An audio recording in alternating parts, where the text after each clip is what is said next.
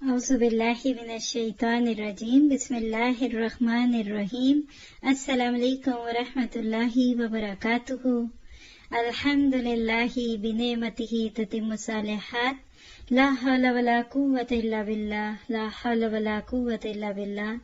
ساری تعریف اللہ سبحانہ تعالیٰ وحدہ لا شریک کے لیے، جس نے زندگی کے اس ماہو ایام کی بھاگ دوڑ میں آپ کو مجھے ابھی تک سانس لینے کا موقع دیا ہوا ہے۔ کتنے تھے اور کتنے آئیں گے، لیکن ہم اس میں ایک چھوٹا سا نام، ایک چھوٹی سی ہستی ہے۔ ضرورت ہے اس بات کی کہ ہم اپنے آپ کو بہترین طریقے سے اللہ سبحانہ تعالیٰ کے اس دیے ہوئے موقع سے فائدہ اٹھانے والوں میں شامل کریں۔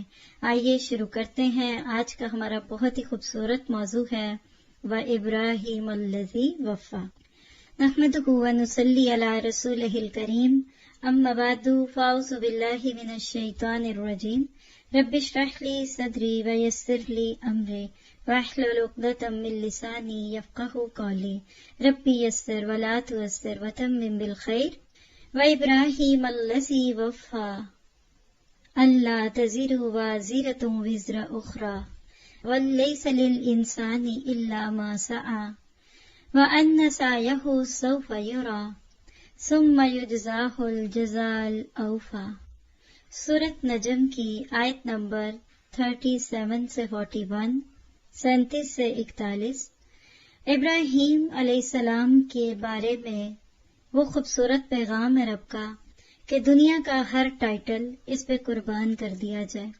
آپ نے پرائڈ آف پرفارمنس کا نام سنا ہوگا، آپ نے دنیا میں آسکر ایوارڈ کی باتیں سنی ہوں گی، لیکن اللہ سبحانہ تعالیٰ کا ابراہیم علیہ السلام کے بارے میں یہ کہنا کہ وَإِبْرَاهِيمَ الَّذِي وَفَّى، یہ وہ خوبصورت ٹائٹل ہے کہ جس کو سامنے رکھنے کے بعد دل چاہتا ہے کہ ہم بھی تو اپنے بارے میں کچھ سوچیں کہ ہمارا اللہ کے ہاں کیا مقام ہوگا، ہمارا نام دنیا میں کتنا ہی مشہور کیوں نہ ہو جائے، لیکن کیا آسمانوں پہ بھی ہمارے نام کی کوئی دھوم ہے، کیا وہاں بھی کوئی ذکر خیر ہے؟ تو ان آیات میں اللہ تعالیٰ فرماتے ہیں اور ابراہیم علیہ السلام کی، جنہوں نے حق کے اطاعت اور رسالت کو پورا کیا، یہ کہ کوئی شخص دوسرے کے گناہ کا بوجھ نہیں اٹھائے گا، اور یہ کہ انسان کو وہی ملتا ہے جس کی وہ کوشش کرتا ہے، اور یہ کہ اس کی کوشش دیکھی جائے گی، پھر اس کو اس کا پورا بدلہ دیا جائے گا۔ اس ایک آیت نے بہت ساری گتھیوں کو سلجھا دیا۔ پہلی بات جو ابراہیم علیہ السلام کے تعلق سے آپ کے میرے لیے موجود ہے کہ ابراہیم علیہ السلام کی زندگی کتنی تھی، اس سے آج کسی کو کیا لگے۔ انبیاء کرام کے مشن کی بات قرآن نے کی، ان کے زندگی میں آنے والے مختلف حالات اور واقعات کو پیش کیا، لیکن اس کا صرف وہی حصہ نمایاں کیا کہ جس حصے میں کچھ ہدایت کی بات تھی۔ دنوں کو منانا، میموریل ڈیز کو اپنانا، یہ تو بعد والوں کی باتیں ہیں، لیکن اتنی بات سمجھ آ گئی کہ چاہے وہ 60 یا 70 80 سال کی عمر تھی، ابراہیم علیہ السلام نے اس میں کتنی ہی تکلیفیں کیوں نہ سہی ہوں، کتنی ہی قربانیاں کیوں نہ دی ہوں، لیکن وہ ختم ہو گیا۔ اور آج ابراہیم علیہ السلام نہیں جانتے تھے کہ آج دنیا کے مختلف خطوں سے کئی لوگ مل کر ابراہیم علیہ السلام کی بات کرتے ہیں، اور پوری دنیا میں دیکھیے کم و بیش 2 بلین مسلمان ہر سال ابراہیم علیہ السلام کے نام پہ جو ریچولز ادا کرتے ہیں، اور جو ہی ذی الحج کا مہینہ آتا ہے ابراہیم علیہ السلام کے ساتھ محبت کی باتیں کرتے ہیں۔ آخر کیا خوبیاں تھیں، وہ گزر گیا، لیکن اجر ختم نہیں ہوگا۔ وَلَهُمْ أَجْرٌ غَيْرُ مَمْنُونٌ، والی کیفیت ہے، تو بات یہ ہے کہ جاری رہے گا تا ابد اسوہ خلیل کا۔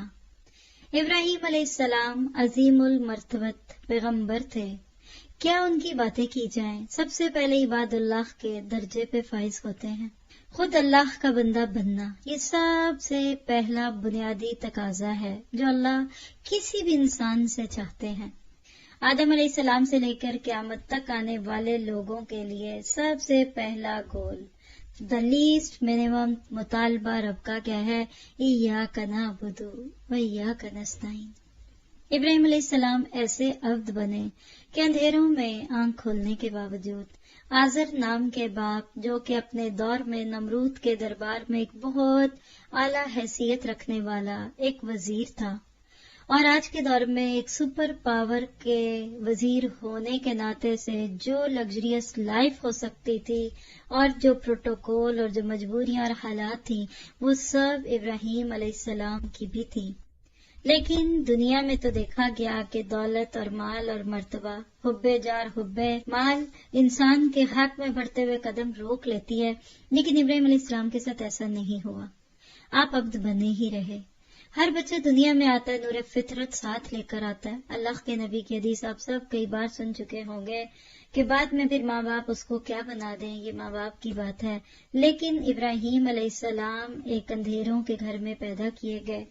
یہ ایسے ہی ہے کہ جیسے اندھیری رات میں ایک چھوٹا سا چراغ اور نور فطرت جو اللہ نے ہر بچے کی طرح ابراہیم علیہ السلام کے اندر ڈال دیا تھا، آپ نے اس کو بجھنے نہیں دیا. عمومی طور پہ ہم حالات اور ماحول اور خاندان اور فیملی کا نام لے کر ان چیزوں سے رک جاتے ہیں، اور بعض دفعہ ہم اپنے بچوں کے بارے میں بھی یہ باتیں کہنے لگتے ہیں. بچوں کو کیسے پالے، ماں باپ تو بچوں نہیں دیتے. کبھی کچھ یاد رکھیے گا، جس کے ایمان کی اللہ نے حفاظت کرنی ہوتی ہے وہ آزر کے گھر میں رہ کر بھی خلیل اللہ کا لقب پاتا ہے.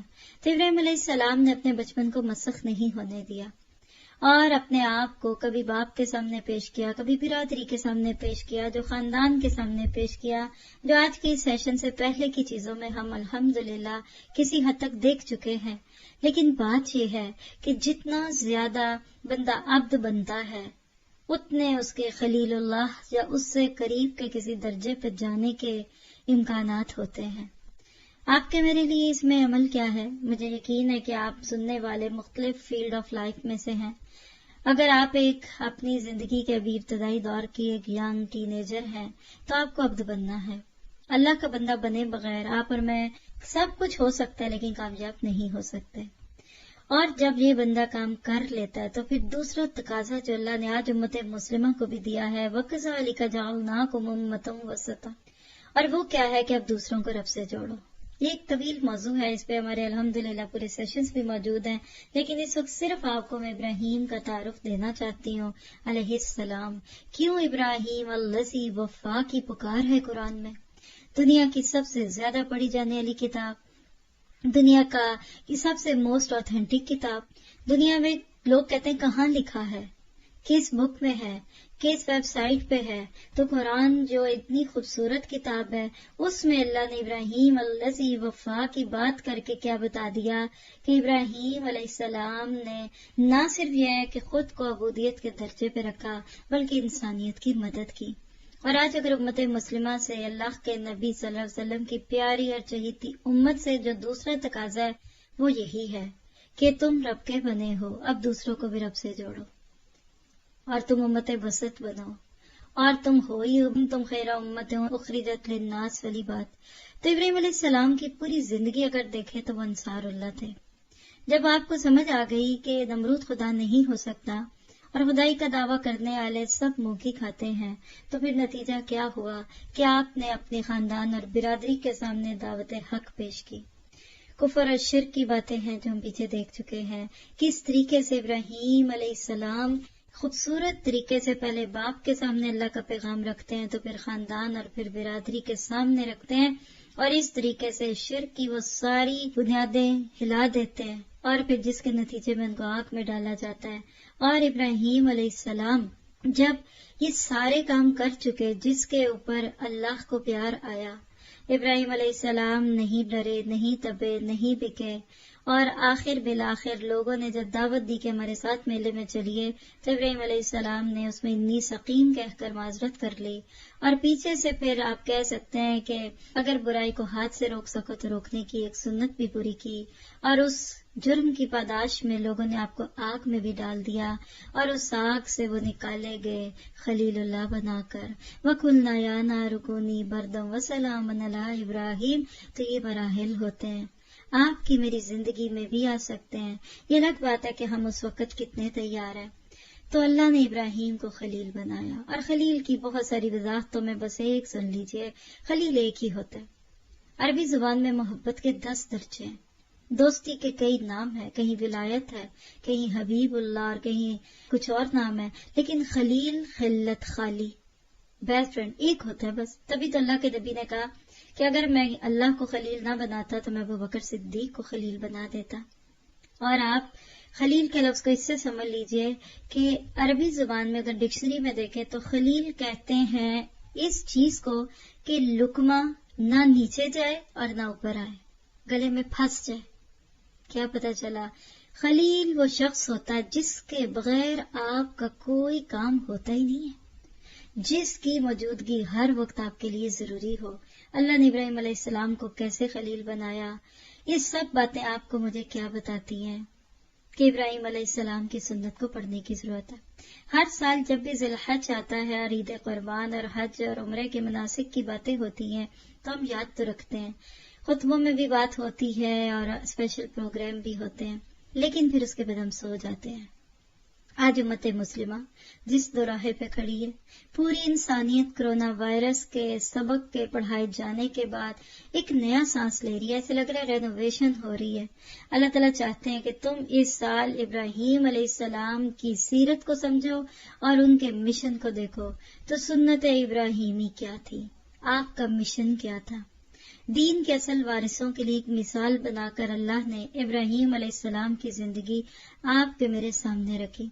قرآن پاک میں سب سے زیادہ تذکرہ حضرت موسیٰ علیہ السلام کا، لیکن سب سے زیادہ ٹائٹل، سب سے زیادہ القاب ابراہیم علیہ السلام کو دیے گئے.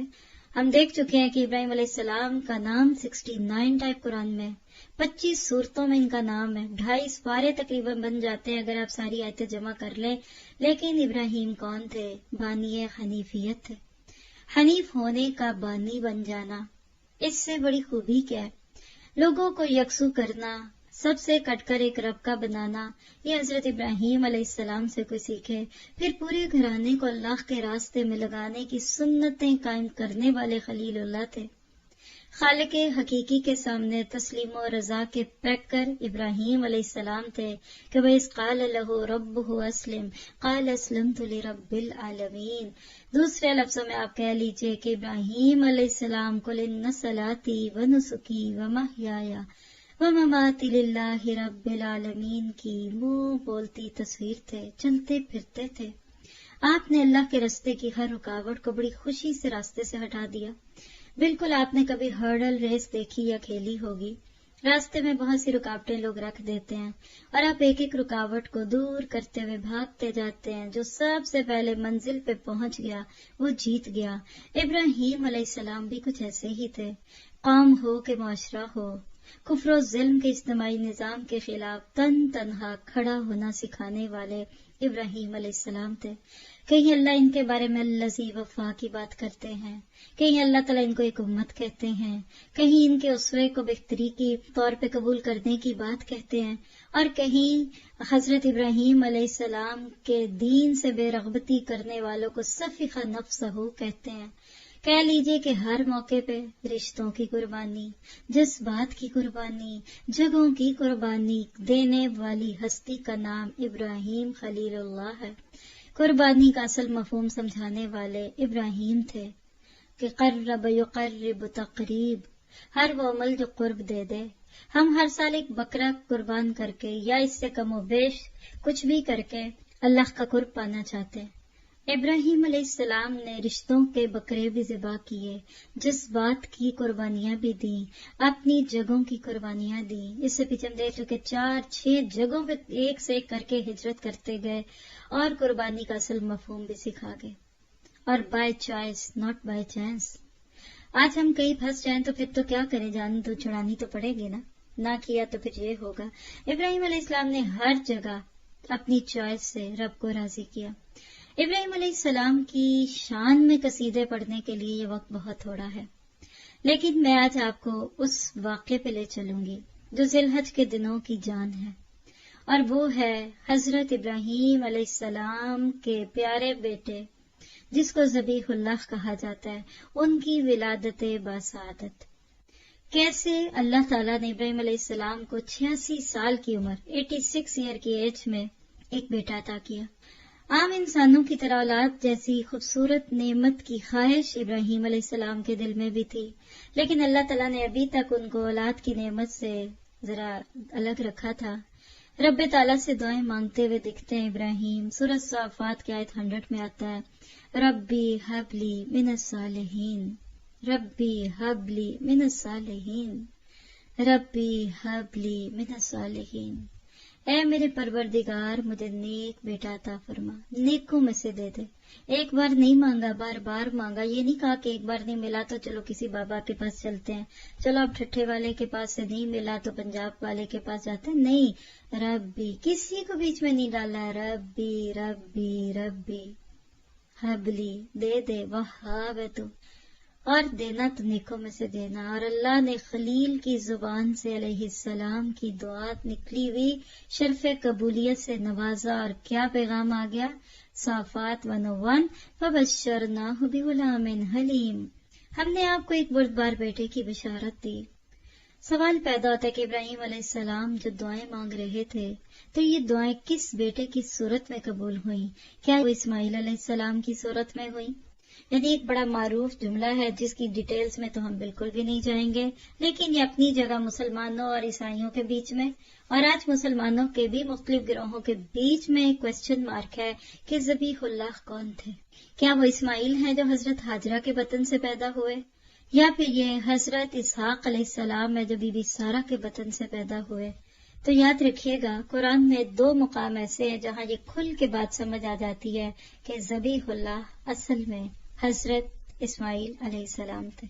सूरत हूद खोल लीजिए, आयत 69 में, उसमें इसहाक के बाद याकूब के पैदा होने की खबर देकर अल्लाह ने बता दिया कि अगर इसहाक ज़िबा हो जाते या अगर वो ना रहते तो याकूब उनका बेटा कैसे होता। अंबिया कराम को नबूवत की जुबान से बहुत सारी बातें पहले ही बता दी जाती हैं, तो लिहाजा हमारा इस वक्त ये मौजू तो नहीं है, लेकिन इतनी बात याद रखिएगा कि अल्लाह ने कुर्बानी मांगी और इस्माइल अलैहिस्सलाम की सूरत में वो कुर्बानी खलीलुल्लाह ने पेश कर दी।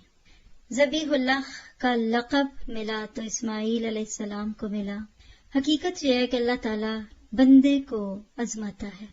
कुर्बानी के लिए खुद तैयार हो जाना, ये हिल्म और बुर्दबारी की आला मिसाल है। हजरत इस्माइल की बिशारत पर अल्लाह ने जो ये बात कही थी ना कि फबश्शरनाहु बिगुलामिन हलीम, तो ये सिफत बताती है कि खलीलुल्लाह इस्माइल अलैहिस्सलाम है, क्योंकि जिसमें हिल्म नहीं होगा, बुर्दबारी नहीं होगी, वो बाप का ख्वाब जो भी एक ही बार देखा है उस पे अपनी गर्दन कैसे झुका देगा? आप वाक़या पढ़ते हैं, आपको हैरत हो जाती है। तो क्या पता चला कि बुर्दबार बेटा सिखाए किसने इस्माइल को आदाब फर्जंदी, और अल्लाह सुब्हाना ताला कैसे उनकी बात पेश करता है। तो इस्माइल अलैहिस्सलाम की कुर्बानियां पेश की, अल्लाह ताला ने उनको कैसे इब्राहिम का इम्तिहान बना दिया। और आप इस बात पे इतना हैरान होंगे, कितना लोग इन बातों की बहसों में पढ़ते हैं, वो इसहाक थे कि वो इस्माइल थे। ठीक है भाई, आप जो कहते हैं उसको रखिए, आप क्या हैं?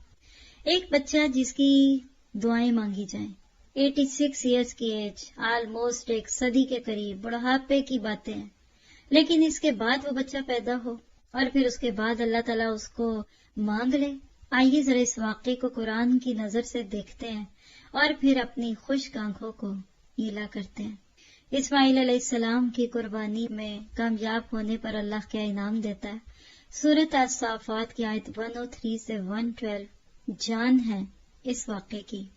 फलम्मा अस्लमा वतल्लहु लिलजबीन वनादैनाहु या इब्राहीम क़द सद्दक़्ता रुया इन्ना कज़ालिका नज्ज़िल मुहसिनीन इन्ना हाज़ा लहुवल बलाउल मुबीन वफ़दैनाहु बिज़िब्हिन अज़ीम वतरकना अलैहि फ़िल आख़िरीन सलामुन अला इब्राहीम कज़ालिका नज्ज़िल मुहसिनीन इन्नहु मिन इबादिनल मुअमिनीन वबश्शरनाहु बिइस्हाक़ नबिय्यम मिनस सालिहीन।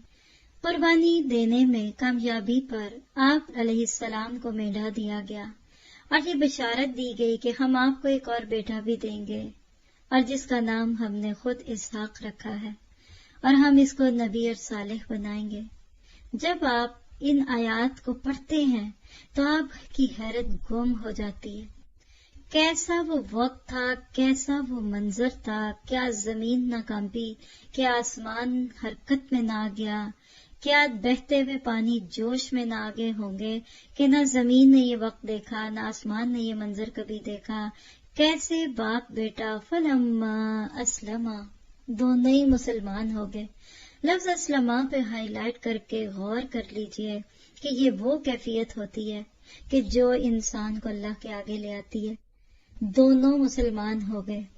لکھیے چند باتیں، شاید آپ اس واقعے میں سے اپنے لیے ڈے ٹو ڈے لائف میں کچھ باتیں ایسی لے جائیں کہ جو آپ کو اس بات کے سننے کا بہترین فائدہ دے دیں. یاد رکھیے گا کہ ہم جو خود کو مسلمان کہتے ہیں نا، تو مسلمان ایک دفعہ نہیں ہوتا بندہ.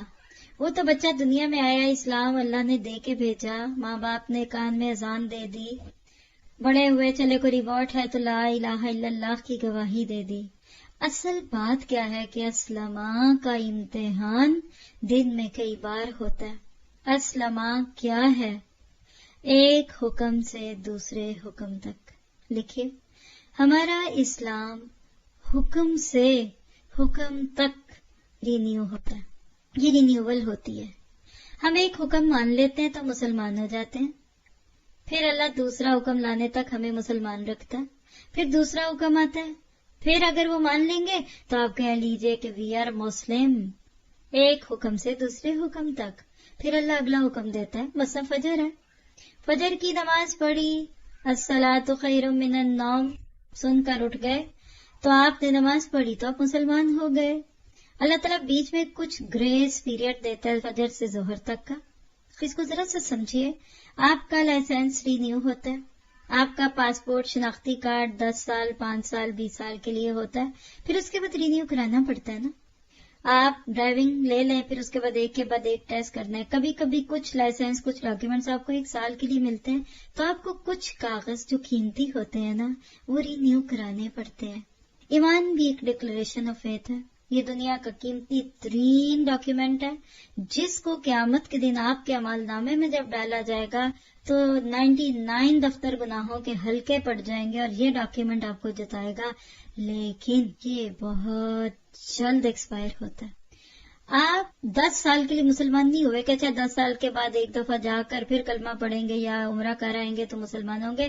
ایک دن میں اللہ آپ کو 10 بار موقع دے، 20 بار دے. جب کوئی حکم آیا اس قال لہ ربہ اسلم قال اسلمت لرب العالمین. یاد رکھیے یہ اللہ کے وعدے ہیں. تو فلما اسلما وہ دونوں مسلمان ہو گئے. کس بات پہ؟ بیٹا کٹنے کے لیے اور باپ کاٹنے کے لیے.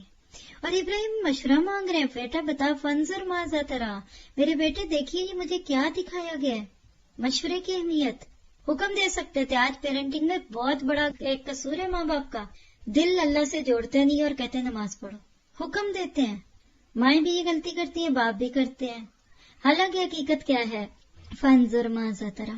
جو کام مشورے سے ہوتا ہے اس میں خیر ہوتی ہے. بیٹے کا حصہ بھی ڈال رہے ہیں اور بیٹے کو چیک بھی کر رہے ہیں. اور بیٹا بھی کیا تھا جس کو اللہ خود کہتے ہیں فَبَشَّرْنَاهُ بِغُلَامٍ حَلِيمٍ. اس نے یہ نہیں کہا بدی دیکھ لینا، خواب بھی تو آیا، تھوڑا سا انتظار کر لیں پھر آ جائے گا. خواب کا کیا پہلے خواب پہ آپ چل پڑے؟ نہ، پہلے ہی خواب پہ لٹا دیا. یہ ہے فلما اسلما. دعا کیجیے اللہ مجھے پہلے سوال پہ لبیک کہنے والا بنا دے. پہلا حکم، جیسے صدیق ہر موقع پہ کھڑے ہو جاتے تھے نا، ہر جگہ صدیق کا حصہ ڈلتا تھا. اللہ ہمارا بھی ڈال دے. کیسے اللہ سبحانہ تعالیٰ نے ابراہیم کی ہجرتوں میں مانگی بھی دعائیں ایک پیارے بیٹے کی صورت میں قبول کی، کیونکہ سفر میں بھی دعائیں قبول ہوتی ہیں اور ہجرت اور مہاجرت میں بھی دعائیں قبول ہوتی ہیں. اور بیٹا دیکھیے کیسے چل پڑا. بیٹے کا بھی اسلام دینی ہو گیا اور باپ کا بھی ہو گیا. ابلیس کو اپنے ایمان کو بچانے کے راستے میں جو رکاوٹ تھی وہ یہی تھی. اللہ کے حکم کو نہ مان سکا. سجدے کا انکار کرنے سے پہلے تک مسلمان تھا ابلیس، لیکن جب آدم کو سجدہ کرنے کا حکم دیا اللہ نے، لیکن اس وقت وہ اسلام نہ کر سکا. تو کیا پتا چلا؟ بہت خطرے کی بات ہے. میں آپ اپنے لیے تھنگس ٹو ڈو میں لکھ لیں اپنی لسٹ میں کہ جب کوئی حکم آئے، وہ چھوٹا بھی ہو سکتا ہے وہ بڑا بھی، وہ عقائد سے لے کے عبادات اور معاملات اور اخلاقیات کے درجے کا بھی کوئی ہو سکتا ہے، وہ فرائض کا بھی کوئی حکم ہو سکتا ہے، وہ سنت اور نوافل کا بھی ہو سکتا ہے. اللہ چیک کر رہا ہوتا ہے بھلا یہ کیا کرتے ہیں. ہمارا دین کوئی صرف فتوے کا دین نہیں ہے. کبھی اللہ کچھ چیزوں میں ریلیکسیشن کر کے تقویٰ بھی دیکھ رہا ہوتا ہے کہ بندہ یہاں کیا کرتا ہے. ایک نماز پڑھی، رینیول آف فیتھ. ظہر پہ انکار، کینسل ہو گیا آپ کا کارڈ، جائیے اپنے آپ اپلائی کیجئے، کیونکہ من ترکا، جس نے نماز چھوڑ دی فقط غفرا. تو یہ جو گریس پیریڈ 2 حکموں کے بیچ کے نا، اس پہ بی کیئرفل. رمضان گزرا، آپ ذی الحج کے پاس آ گئے، ان بٹوین جو ہوا ان 10 دنوں میں معافیاں کرا لیجئے، ورنہ یہ ختم ہو جائے گا. تو فلما اسلما، ذبح کرنے والا اور ذبح ہونے والا دونوں تیار ہیں. اس حکم کو مان کر دونوں مسلمان ہو گئے. کہ علامہ اقبال کہہ گئے کہ چومی بھی گویم مسلمانم بلرزم کہ دانم مشکلات لا الہ. کہتے میں خود کو مسلمان کہتے ہوئے لرزتا ہوں، کیونکہ میں یہ جانتا ہوں کہ لا الہ الا اللہ کہنے کے بعد مشکلات بڑی آتی ہیں. ہماری تو یہ لا ہی مکمل نہیں ہوتی، اللہ تو بعد میں ہوگا. ہم تو یہ لا کی تلوار سے اپنے آپ کو، اپنے نفس کے بت کو، اپنے معاشرے کے بت کو، اپنے خاندان کے بت کو ذبح نہ کر پائے. ہر ایک نے کوئی نہ کوئی بت بغل میں دبایا ہوا ہے. وہ کہتے ہیں نا، ابراہیمی نظر پیدا بڑی مشکل سے ہو، ہوس چھپ چھپ کر سینوں میں بنا لیتی ہے تصویریں. ہم چاہتے ہیں کہ ابراہیم جیسے بنے، لیکن ہوس کا کیا کرے جو سینوں میں چھپی ہوئی ہے. ہر ایک کا کوئی نہ کوئی ویک پوائنٹ ہے. ہم قرآن پڑھتے ہیں، پڑھاتے ہیں، کورسز کرتے ہیں، کراتے ہیں، سیمینارز کرتے کراتے ہم دین کے خادم مشہور ہیں. لوگ ہمیں انصار اللہ کہتے ہیں، لوگ ہمیں ذمہ داران کہتے ہیں، لوگ ہمیں قرآن ٹیچرز کہتے ہیں، لیکن کہیں نہ کہیں ہر ایک کا کوئی ویک پوائنٹ ہوتا ہے. اس کو ڈھونڈیے، کیونکہ رسی وہیں سے ٹوٹ جاتی ہے جہاں سے کچی ہو. چین گلے میں گولڈ کی پہنی ہو، ذرا سی کچی ہوگی وہیں سے ٹوٹ جائے گی. رسی بھی اور سٹک بھی ٹوٹ جاتی ہے. ہم وہیں سے ٹوٹتے ہیں جہاں ہمارے اندر خواہش آ جاتی، کوئی ہوس آ جاتی ہے. تو ایسا نہ ہو کہ لوگ آپ کو جنت الفردوس میں ڈھونڈ رہے ہوں اور آپ اللہ نہ کریں جنت کے دروازے پہ